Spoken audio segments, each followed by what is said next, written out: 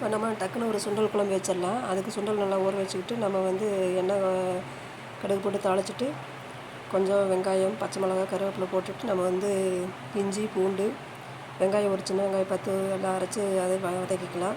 தக்காளி 2 நல்லா அரைச்சிக்கலாம். அரைச்சி அதையும் நல்லா வதக்கிக்கலாம்.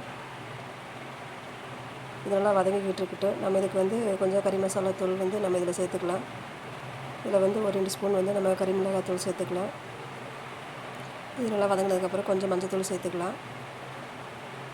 இந்த குழம்பு வந்து நம்ம டக்குன்னு வந்து குக்கர்லேயே நம்ம ஈஸியாக வச்சிடலாம். சுண்டல் மட்டும் ஒரு 5-6 மணி நேரம் ஊற வச்சுட்டு நம்ம இதை ரெடி பண்ணிடலாம்.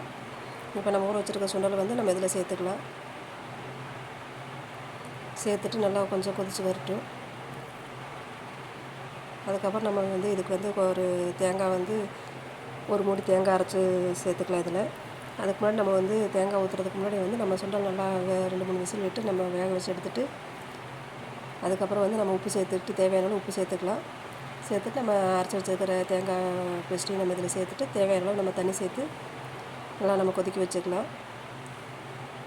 கொதிச்சு வச்சோம்னா நம்மளுக்கு சூப்பரான சுண்டல் குழம்பு ரெடி. இந்த மாதிரி நீங்கள் ஈஸியாக டக்குன்னு செஞ்சிடலாம். இது சாதத்துக்கும் டிஃபன் ஐட்டத்துக்கும் நல்லாயிருக்கும். ட்ரை பண்ணி பாருங்கள். தேங்க்யூ.